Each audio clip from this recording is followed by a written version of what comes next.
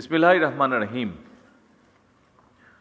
উপজেলা স্বাস্থ্য ও পরিবার কল্যাণ কর্মকর্তাগণের সম্মেলনে আজকের এই অনুষ্ঠানের সম্মানিত সভাপতি, সরকারের মন্ত্রী এবং উপদেষ্টা ও কর্মকর্তাবৃন্দ, বিশেষজ্ঞ চিকিৎসক, গবেষক, পেশাজীবী সংগঠনের নেতৃবৃন্দ এবং উপস্থিত সুধীবৃন্দ, আসসালামু আলাইকুম। শুরুতেই আমি সারা দেশের সকল চিকিৎসক এবং চিকিৎসা ব্যবস্থাপনার সঙ্গে জড়িত সবাইকে আন্তরিকভাবে ধন্যবাদ জানাই এবং এর মাধ্যমেই আমি আমার বক্তব্যটি শুরু করতে চাই। কারণ আপনারা চিকিৎসকগণ রোগে শোকে কাতর মানুষটির কিন্তু পরম বন্ধু হয়ে ওঠেন যখন কোনো একজন মানুষ অসুস্থ হয়ে পড়ে সিরিয়াসলি। চিকিৎসকগণই কিন্তু সত্যিকার অর্থে মানুষের বিপদের বন্ধু। এটি আমার নিজের ঘর দিয়ে আমি বুঝতে পারি।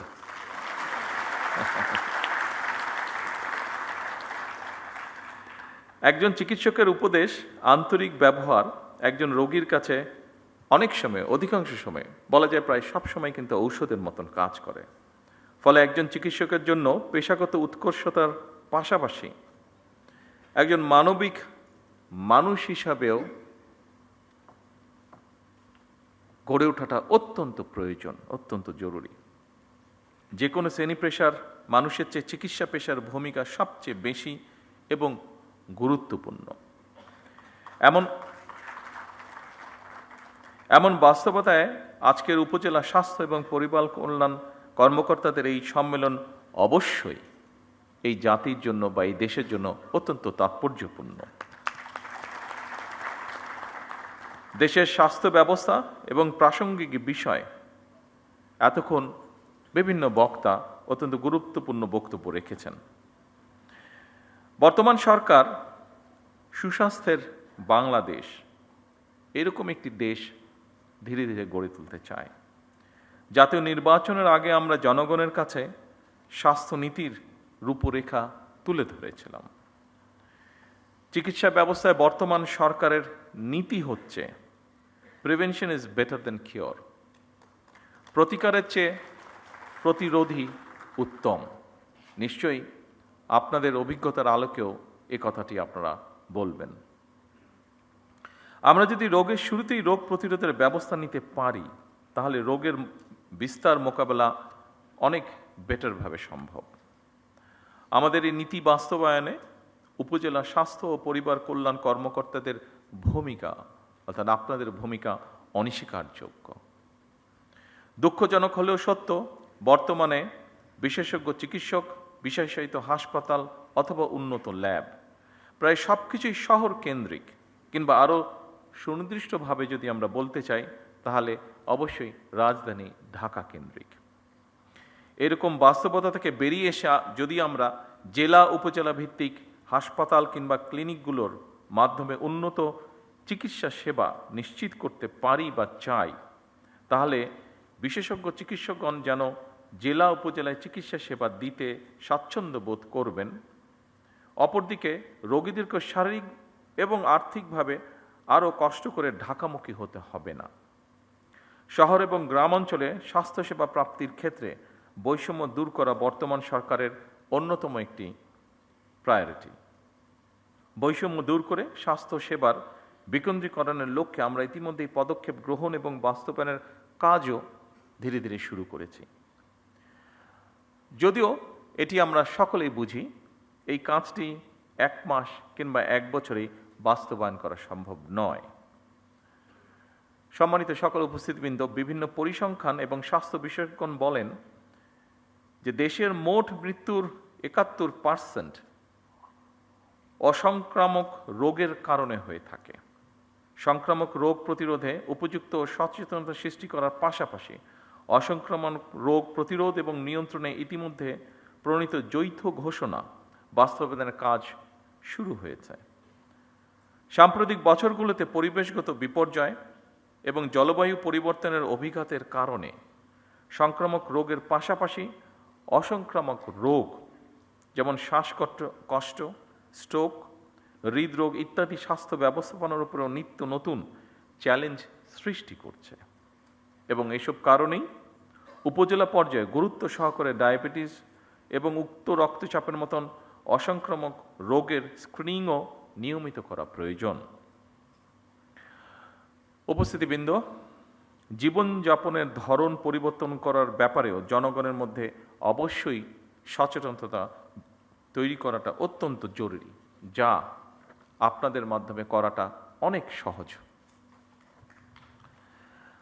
আমার কাছে আরেকটি বিষয় মনে হয়, সেটি হচ্ছে ভেজাল এবং পুষ্টি সচেতনতা খাদ্য নিশ্চিত করা শহর হচ্ছে জেলা পর্যায়ে উপজেলা পর্যায়ে বেশি সহজ, কারণ প্রতিরোধ ব্যবস্থাপনায় জনস্বাস্থ্য সুরক্ষার মৌলিক ভিত্তি।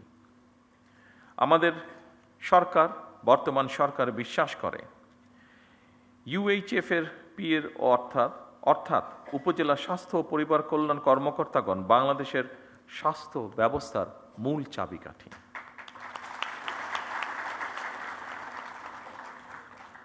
মানসম্মত চিকিৎসা ব্যবস্থা বা চিকিৎসা সেবা সাধারণ মানুষের দৌড়গড়ে পৌঁছে দেওয়ার কর্মযজ্ঞে উপজেলা স্বাস্থ্য কর্মকর্তা এবং সদস্যগণ প্রথম সারির যোদ্ধা। হেলথ কেয়ার ম্যানেজমেন্ট এবং হেলথ কেয়ার অ্যাডমিনিস্ট্রেটিভ ম্যানেজমেন্টের একটি অপরটির সঙ্গে অঙ্গাঙ্গিভাবে জড়িত। একজন উপজেলা স্বাস্থ্য ও পরিবার পরিকল্পনা কর্মকর্তাকে নিজ নিজ কর্মস্থলে স্বাস্থ্য ব্যবস্থার পাশাপাশি স্বাস্থ্য সেবা ব্যবস্থাপনার কাজটিও সুচারুভাবে সম্পন্ন করতে হয়, কারণ হেলথ কেয়ার ম্যানেজমেন্ট এবং হেলথ কেয়ার অ্যাডমিনিস্ট্রেটিভ ম্যানেজমেন্ট এই দুটো বিষয়ের মধ্যে সমন্বয় এবং সমন্বয় না হলে স্বাস্থ্য সেবায় নিশ্চয়ই আমরা কাঙ্ক্ষিত সুফল পাব না। স্বাস্থ্য খাতে ওষুধ শিল্প, চিকিৎসা সামগ্রী, স্বাস্থ্য সেবা, মডার্ন হেলথ টেকনোলজি এবং মেডিকেল বায়োটেকনোলজির মতন অনেকগুলো দিক রয়েছে। সেজন্যই দেশের স্বাস্থ্য খাত নিয়ে বিএনপি সরকারের বিস্তারিত পরিকল্পনাও রয়েছে। এরই অংশ হিসেবে বর্তমান সরকার ক্রমান্বয়ে স্বাস্থ্য খাতে জিডিপির 5% বরাদ্দ দেওয়ার পরিকল্পনা গ্রহণ করেছে। উপস্থিতিবৃন্দ, আমি কিন্তু একটি কথা বলেছি ক্রমান্বয়, একবারে এটি সম্ভব না আমাদের পক্ষে, আমরা ক্রমান্বয় করব। প্রসঙ্গক্রমে আমেরিকার একজন বিখ্যাত পুষ্টিবিদ জ্যাক লায়ন, তার একটি কথা এখানে আমি উল্লেখ করতে চাই। তিনি বলেছিলেন, আজকের স্বাস্থ্য সেবা ভবিষ্যতের বিনিয়োগ।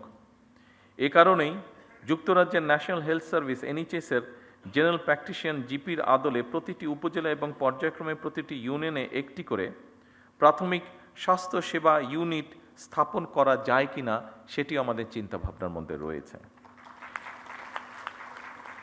এই স্বাস্থ্যসেবা ইউনিটগুলোর দায়িত্ব পালনের জন্য বর্তমান সরকার ধারাবাহিকভাবে সারা দেশে 1 লক্ষ হেলথ কেয়ার নিয়োগ দেওয়ারও একটি পরিকল্পনা বা সিদ্ধান্ত রয়েছে, এবং এই হেলথ কেয়ারদের 80% হবেন নারী সদস্য। হেলথ কেয়ারগণ মানুষের দোরগোড়ায় গিয়ে জনগণকে প্রাথমিক হেলথ কেয়ার দেওয়ার পাশাপাশি স্বাস্থ্য বিষয়ক প্রয়োজনীয় পরামর্শগুলো তাদেরকে দেবেন। উপস্থিত উপজেলা স্বাস্থ্য ও পরিবার কল্যাণ কর্মকর্তাবৃন্দ, ভবিষ্যতের স্বার্থে যে কোনো মূল্যে আমাদেরকে মা ও শিশুর পূর্ণাঙ্গ স্বাস্থ্যসেবা নিশ্চিত করা অত্যন্ত জরুরি। সকল উপজেলা স্বাস্থ্য কমপ্লেক্সগুলোকে পরিপূর্ণ মাতৃকালীন সেবা, নিরাপদ সন্তান প্রসব, নবজাতক এবং শিশু স্বাস্থ্যসেবার নিরাপদ স্থানে পরিণত করা প্রয়োজন। সারা দেশে শিশুদেরকে হামের টিকা না দেওয়ার ফলে বিগত ইমিডিয়েট 2টি সরকারের জীবন বিনাশী ব্যর্থতা মনে হয় ক্ষমাহীন অপরাধ। ভবিষ্যতে আর কখনোই যাতে এ ধরনের ঘটনার পুনরাবৃত্তি না হয়, বর্তমান সরকার সারা দেশে জরুরি ভিত্তিতে হামের টিকা দিয়ে তড়িৎ ব্যবস্থা নেওয়ায় আল্লাহর রহমতে পরিস্থিতি অবনতি কিছুটা রোধ করা সম্ভব হয়েছে, এবং আমরা দৃঢ়ভাবে বিশ্বাস করি আপনাদের ঐকান্তিক প্রচেষ্টার ফলে এটিকে আমরা রোধ করে নিয়ে আসতে সক্ষম হব ইনশাআল্লাহ। এবং এই জন্য আমরা যেই রোধটি করতে পেরেছি, হঠাৎই সমস্যাটি থেকে শিশুদেরকে রক্ষা করতে পেরেছি, এই জন্য আমি সারা দেশের সকল চিকিৎসক এবং স্বাস্থ্যকর্মী সহ আপনাদের সকলকে সরকারের পক্ষ থেকে আন্তরিক ধন্যবাদ জানাতে চাই। যারা তাদের প্রিয় সন্তানদেরকে হারিয়েছেন, সেই সকল পিতা মাতা এবং স্বজনদের কাছে আমি ব্যক্তিগতভাবে আন্তরিকভাবে দুঃখ প্রকাশ করছি। দেশের প্রতিটি হাসপাতাল ও স্বাস্থ্য কেন্দ্রকে জবাবদিহিতার আওতায় এনে নাগরিক স্বাস্থ্যসেবা নিশ্চিত করা মনে হয় এখন সময়ের একটি দাবি। আমাদের অবশ্যই মনে রাখা প্রয়োজন, স্বাস্থ্য এবং চিকিৎসা সেবা নিশ্চিত করা এটি নাগরিকদের প্রতি রাষ্ট্রের করুণা নয়, বরং সুচিকিৎসা নিশ্চিত করা রাষ্ট্রের কর্তব্য। সুচিকিৎসা পাওয়া নাগরিকদের মৌলিক অধিকার। সুধীবৃন্দ, বর্তমানে সরকার শীঘ্রই একটি সমন্বিত হেলথ কার্ড চালু করতে পরিকল্পনা গ্রহণ করেছে, যার মাধ্যমে দেশের প্রতিটি নাগরিকের স্বাস্থ্য তথ্য ডিজিটালি সংরক্ষিত থাকবে। এতে যে কোনো নাগরিক প্রয়োজনে দেশের যে কোনো হাসপাতালে সহজেই চিকিৎসা সেবা গ্রহণ করতে পারবেন। এর পাশাপাশি বর্তমান সরকার ধাপে ধাপে একটি জাতীয় স্বাস্থ্য বীমা চালু করার পরিকল্পনা বা চিন্তাভাবনাও করছে, যাতে করে নাগরিক চিকিৎসা ব্যয়ের কারণে যে কোনো নাগরিক চিকিৎসা ব্যয়ের কারণে আর্থিকভাবে ক্ষতিগ্রস্ত না হন। আমাদের লক্ষ্য উপজেলা স্বাস্থ্য কমপ্লেক্সগুলোকে আরও উন্নত করা, প্রয়োজনীয় জনবল নিশ্চিত করা এবং প্রযুক্তির মাধ্যমে স্বাস্থ্যসেবা আরও সহজ ও কার্যকর করা। সম্মানিত সকল উপস্থিতিবৃন্দ, চিকিৎসকবৃন্দ, নাগরিকদের সুচিকিৎসা নিশ্চিত করতে হলে চিকিৎসক এবং স্বাস্থ্যকর্মীদের আবাসন, নিরাপত্তা, মর্যাদা এবং জীবনমান উন্নয়ন নিশ্চিত করার বিষয়টি সম্পর্কেও সরকার অবশ্যই ওয়াকিবহাল। এ ব্যাপারে সরকার সাধ্যমতন যথাযথ পদক্ষেপ গ্রহণে বদ্ধপরিকর। এই সম্মেলনের মাধ্যমে আমি একটি কথা আপনাদের সামনে তুলে ধরতে চাই। প্রত্যেক উপজেলা স্বাস্থ্য ও পরিবার পরিকল্পনা কর্মকর্তা নিজ নিজ এলাকায় একটি কার্যকর, জবাবদিহিমূলক এবং মানবিক স্বাস্থ্যসেবা গড়ে তুলতে নেতৃত্ব দেবেন। একটি সুস্থ জাতি গড়ার যে স্বপ্ন বা যে আকাঙ্ক্ষা আমাদের মধ্যে রয়েছে, সেই আকাঙ্ক্ষাকে বাস্তবায়নের রূপ দেওয়ার মূল কারিগর কিন্তু আপনারা।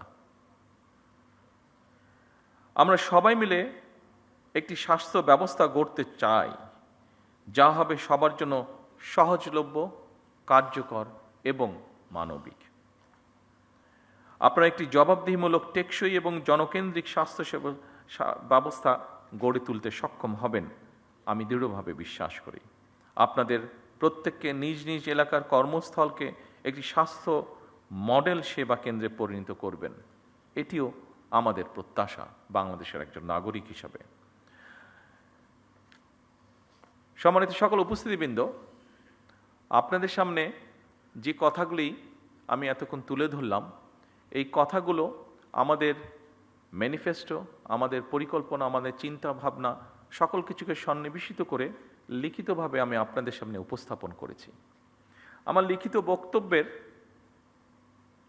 যে শেষ কথাটি বলেছি সেটি ছিল আমার লিখিত বক্তব্যের শেষ লাইনটি। তারপরে কয়েকটি লাইন আছে, সেইটু বলার আগে আমি আমার নিজস্ব দু একটি কথা আপনাদের সামনে আমি শেয়ার করতে চাই।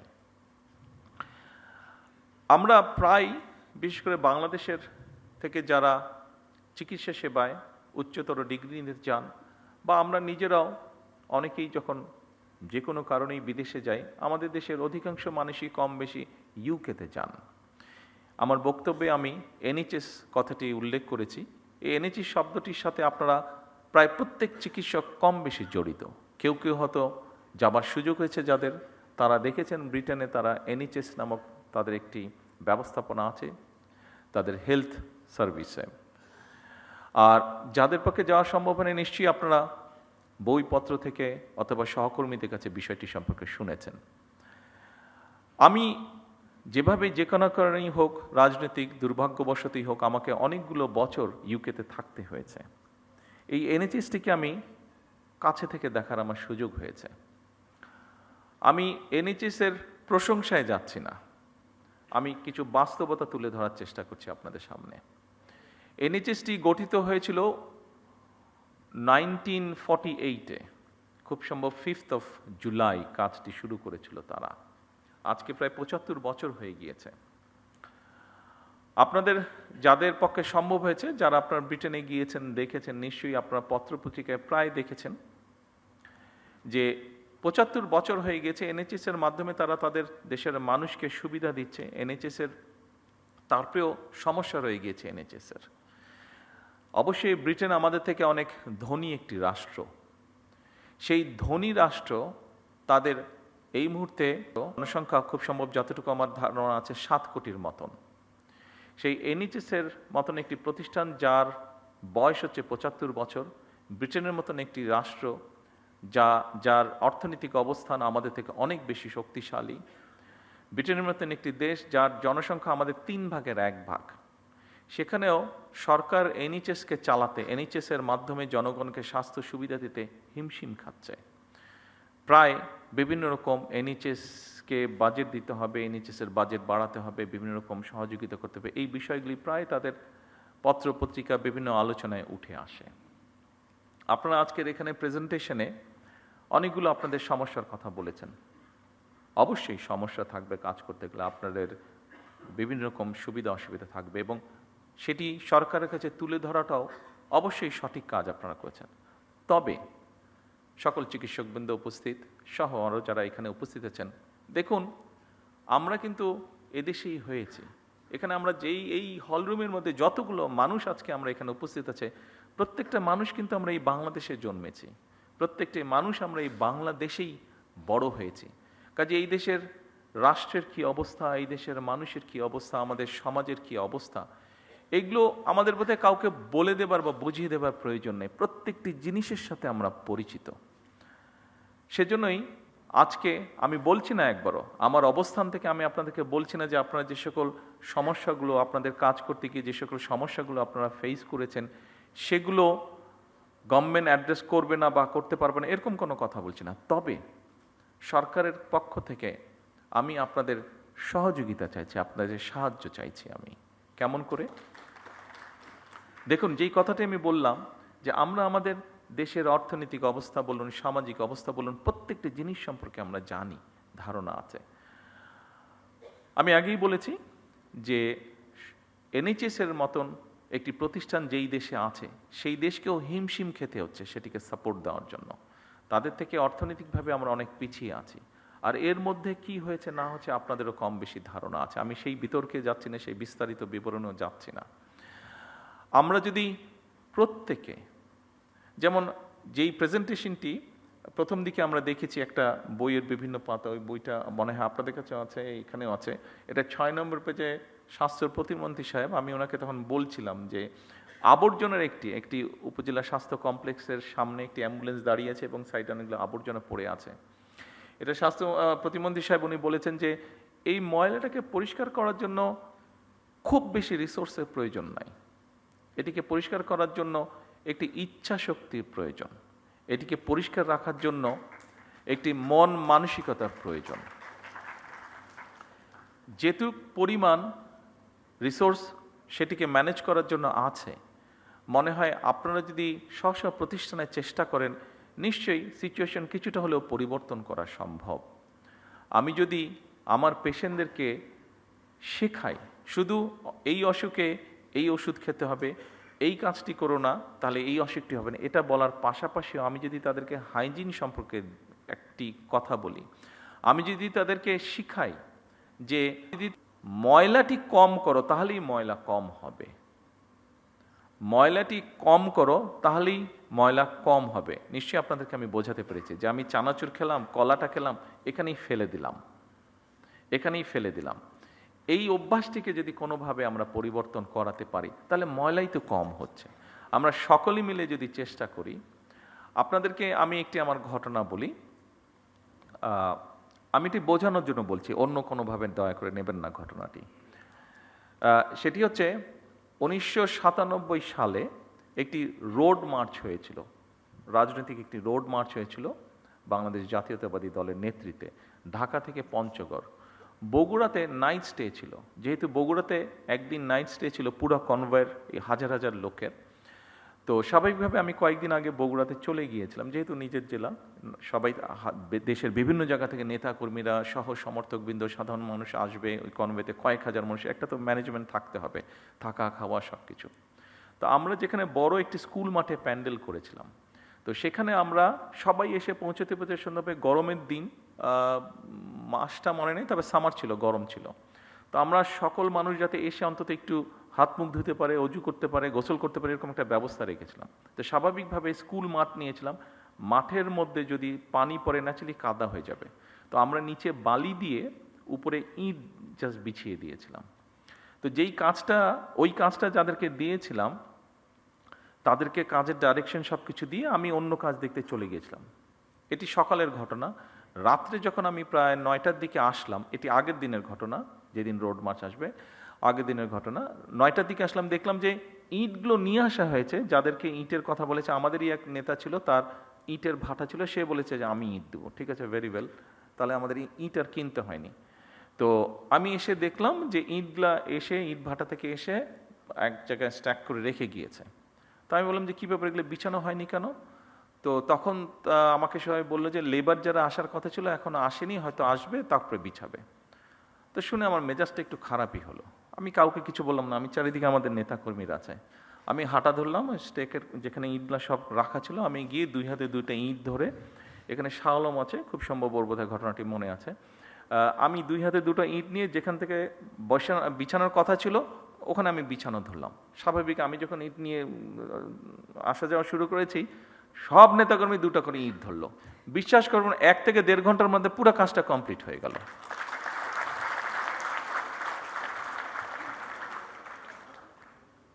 আপনারা যে যেখানে কাজ করছেন, আপনারা সেখানকার নেতৃত্ব, আমি আমার বক্তব্যে বলেছি, কাজে আপনাদের উপরে অনেক কিছু নির্ভর করছে।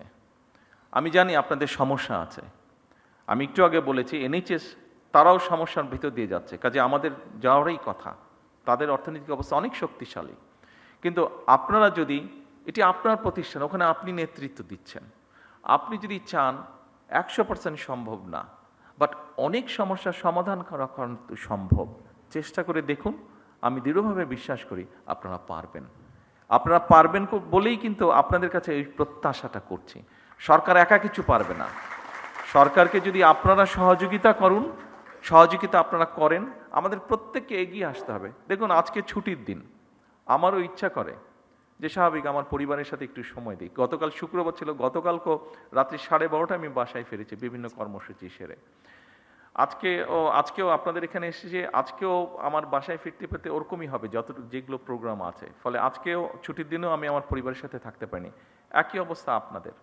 কিন্তু যে কথাটি আমি বলতে চাচ্ছি, দেশটি তো আমাদের সবার, দেশটি আমাদের সবার। আমরা সকলে মিলে যদি চেষ্টা করি একটু একটু করে, আমি বলছি না যে আপনারা সবাই একজনই সব করে ফেলবেন, কিন্তু সবাই যদি একটু একটু করে আমরা করি, একটু তো পরিবর্তন নিশ্চয়ই হবে। কেন হবে না? অবশ্যই হতে হবে।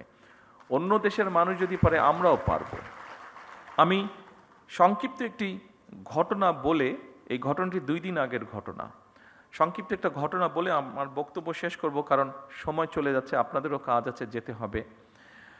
ঘটনাটি হচ্ছে, আপনাদের একটি নামের সাথে মনে হয় আপনারা সবাই না হলেও বেশ কিছু মানুষ পরিচিত আছেন। ফাতেমা নামে একটি নাম। এই মেয়েটি আমার আম্মার সাথে জেলেও ছিলেন। যেহেতু আম্মা অসুস্থ ছিলেন, ও অনেক বছর ধরে আছে, আমাদের পরিবারের একজন সদস্য হয়ে গিয়েছে সে। তো এখন 2 দিন আগে তার এক আত্মীয়, ওর বাড়ি বরিশালের দিকে, তো 2 দিন আগে তার এক আত্মীয়, আমরা এখানে প্রসূতি মায়ের কথা বলেছি, তার এক আত্মীয় বলে তার এরকম কমপ্লিকেসি দেখা দেবার পরে হাসপাতালে নেওয়া হলো। হাসপাতালে নেওয়ার সাথে বরিশাল হাসপাতালে নেওয়া হলো। বরিশাল হাসপাতালে নেওয়ার সাথে সাথে তারা বললো বিভিন্ন রকম কমপ্লিকেসি, ওখানে ইনকিউবেটর বলতে আপনি পাঠিয়েছেন না একমিশন, তো নেই, তাকে সাথে সাথে ঢাকায় রেফার করা হচ্ছে। কিন্তু আমি যতটুকু শুনছি, আমি তো ডাক্তার না, বাট আমি যতটুকু বাসায় যাওয়ার পরে আমার স্ত্রীর কাছে শুনলাম যে সামান্য বেসিক জিনিসটাও ওখানে দেওয়া সম্ভব হয়নি বা দিচ্ছে না, ঢাকায় সাথে সাথে পাঠিয়ে দিচ্ছে। কিন্তু ফাতেমা স্বাভাবিকভাবে আমার ওয়াইফকে বলেছে, উনিও দু একজনের সাথে কথা বলেছেন, সেই জন্য ফাতেমা সেই আত্মীয় খুব স্বাভাবিকভাবে বেটার চিকিৎসা পেয়ে গিয়েছে। কিন্তু প্রশ্নটি যেটা, সেটা হচ্ছে সবাই তো ফাতেমা না, বা সবাই ফাতেমার আত্মীয় না। ফাতেমার আত্মীয় হয়তো, সে যেহেতু ফাতেমা ছিল সেই জন্য আমার স্ত্রী ঘটনাটি জানতে পেরেছে, স্বাভাবিকভাবে উনি টেক কেয়ার করেছেন। তার আত্মীয়টা বাচ্চাটা হয়েছে বাট অসুস্থ, তারপরেও মোটামুটিভাবে ম্যানেজ করা গিয়েছে, ঢাকায় আর আনতে হয়নি খুব সম্ভবত, যতটুকু আমি জানি। আর সামহাও মিনিস্টার সাহেবও জানার পরে উনিও কিছুটা ইন্টারফেয়ার করেছেন, ফলে এখান থেকে সাথে সাথে একটা মেশিন বোধহয় ছিল না, মেশিনটা বোধহয় পাঠানো হয়েছে, ফলে ওর আত্মীয়র বদলতে অনেকগুলো শিশু এখন সেই সুবিধাটা পাবে, অনেকগুলো শিশু সেই কষ্ট থেকে বা সেই সমস্যা থেকে, সেই বিপদ থেকে বেঁচে যাবে। কিন্তু যেই কথাটা আমি বলতে চাইছি, ওখানে যারা দায়িত্বরত ছিলেন তারা যদি আরও একটু যত্নশীল হতেন, তারা যদি আরও একটু কেয়ারফুল হতেন, তাহলে হয়তো অনেকগুলো সমস্যাকে এড়ানো যেত, সব না হলে অনেকগুলো সমস্যাকে এড়ানো যেত। আপনাদের কাছে আমার অনুরোধ থাকবে, এই দেশের একজন নাগরিক হিসাবে আমাদেরকে সাহায্য করুন, সরকারকে সাহায্য করুন, যেন আমরা কাউকে ফাতেমার আত্মীয় হওয়ার প্রয়োজন হবে না, যে কোনো মানুষ যাতে মিনিমাম হলেও চিকিৎসা সুবিধাটি দিতে পারেন। আর আপনাদের যে সমস্যাগুলো আছে, আপনাদের কাজ করতে গিয়ে যে সমস্যাগুলো আছে, আপনারা এখানে উল্টে গিয়ে করেছেন, সেই সমস্যাগুলো একবারে আমাদের পক্ষে সমাধান করা সম্ভব না, এটি আপনারাও বুঝতে পারেন। তবে প্রথম যেই সমস্যাটির আপনারা কথা বলেছেন, নিরাপত্তা আপনাদের একটি বিষয়, সে যেটাতে প্রথমেই আপনারা হাততালি দিয়েছেন, আমি জিজ্ঞেস করলাম যে ওটাতে আপনারা হাততালি দেন, খুব সম্ভবত 3 নম্বর পয়েন্ট ছিল বোধহয় ওটা। এই 3 নম্বর পয়েন্টটি, এখানে স্বরাষ্ট্রমন্ত্রী সাহেব আছেন, ওনার সাথে আমি আজ না হয় কালকেই স্বাস্থ্যমন্ত্রীকে নিয়ে, প্রতিমন্ত্রীকে নিয়ে এবং সেক্রেটারি সাহেবকে নিয়ে ইমিডিয়েটলি আমি স্বরাষ্ট্রমন্ত্রী সাহেবের সাথে বিষয়টি আলাপ করব। কারণ স্বভাবতই আমি যদি আমার নিরাপত্তা নিয়ে চিন্তিত থাকি, অন্য কোনো কাজে আমি কনসেন্ট্রেট করতে পারবো না। সেই জন্য আমরা সরকারের পক্ষ থেকে চেষ্টা করব এই বিষয়টি কিভাবে ইমিডিয়েটলি অ্যাড্রেস করা যায়। বাকি সমস্যাগুলো ইনশাল্লাহ পর্যায়ক্রমিকভাবে, একটি দুঃখজনক দুর্ঘটনা ঘটেছে, সেটি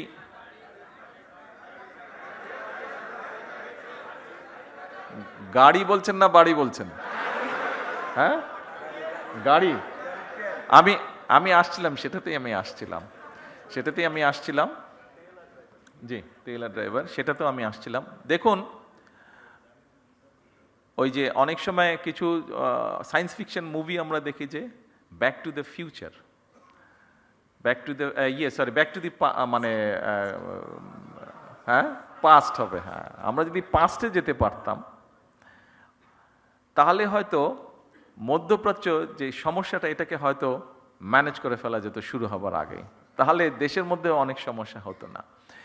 তেলের যেই কিছু কিছু ক্ষেত্রে বিভিন্নভাবে কিছু অসুবিধা হচ্ছে, যেটি আপনারা বলেছেন, অবশ্যই ইট ইজ নিডেড। একটু সময় দিন আমাদেরকে, আমরা যেহেতু পিছন তো যেতে পারবো না, সামনে পিছনে যেই সমস্যাটা তৈরি হয়েছে এটার জন্য আরও সমস্যা তৈরি হয়েছে, আমাদেরকে অতিরিক্ত অনেক বেশি দাম দিয়ে দেশের মানুষ যাতে স্বাভাবিকভাবে সব কিছু রাখতে পারে, আমাদের যেরকম ভর্তুকির পরিমাণ বাড়াতে হয়েছে জ্বালানিতে, একইভাবে ইন্টারন্যাশনাল মার্কেট থেকে $2 বিলিয়নেরও বেশি ডলার দিয়ে আমাদেরকে ইমিডিয়েট তেল ক্রয় করতে হয়েছে। তার ফলে সরকারের বা জনগণের অনেকগুলো অর্থ খরচ হয়ে গিয়েছে। আমরা চেষ্টা করব যত দ্রুত সম্ভব, ড্রাইভারই হোক অথবা গাড়ির তেলের ব্যবস্থাটি হোক, আমরা করার চেষ্টা করব। একটু সময় দিতে হবে আমাদেরকে, একটু সময় লাগবে, পুরো জিনিসটা ম্যানেজ করার জন্য একটু সময় লাগবে। আপনারা একটু ধৈর্য ধরেন, ইনশাল্লাহ বাকিগুলো ধীরে ধীরে আমরা করব। তবে নিরাপত্তার বিষয়টি আমরা ইনশাল্লাহ ইমিডিয়েটলি দেখব। সকল চিকিৎসকবৃন্দ, বক্তব্য শেষ করার আগে দিয়ে আবারও আমি আপনাদের কাছে সহযোগিতা চেয়ে যাচ্ছি। সরকারকে দয়া করে, সরকারকে বাদ দেন, আপনি মানুষকে সহায়তা করুন, মানুষকে সহযোগিতা করুন, মানুষকে হেল্প করুন। কারণ সে আপনারই কেউ না কেউ, সে আপনারই একজন, সে আপনার এই সমাজের একজন সদস্য, সে আপনার এই দেশের একজন নাগরিক। আসুন আমরা যেহেতু এখানে আমরা যারা উপস্থিত আছি, এই ঘরে যে কজন মানুষ আমরা উপস্থিত আছে, আমরা কোনো না কোনোভাবে কিন্তু প্রিভিলেজড, কেউ কম কেউ বেশি, কিন্তু প্রত্যেকে প্রিভিলেজ, কেউ না বলতে পারবেন না, কিন্তু কোনো না কোনোভাবে প্রত্যেকে কিন্তু প্রিভিলেজড। বাংলাদেশের অধিকাংশ মানুষ, অধিকাংশ নাগরিক কিন্তু নট প্রিভিলেজড। আসুন, যারা নট প্রিভিলেজড, আমরা অল্প সংখ্যক মানুষ যারা প্রিভিলেজড আছি, চেষ্টা করি কিভাবে নট প্রিভিলেজদেরকে কিছুটা সহযোগিতা করতে, কিছুটা সাহায্য করতে, কিছুটা তাদের কষ্ট লাঘব করতে। আমি বিশ্বাস করি যে কথাগুলো, যে অনুরোধগুলো আপনাদের সামনে আমি করেছি, আমরা সকলে মিলে চেষ্টা করলে নিশ্চয়ই অবস্থার পরিবর্তন করতে সক্ষম হব। আপনাদের সকলের সুস্বাস্থ্য, সকলের নিরাপত্তা কামনা করে আমার বক্তব্য শেষ করছি। আল্লাহ হাফেজ। বাংলাদেশ জিন্দাবাদ।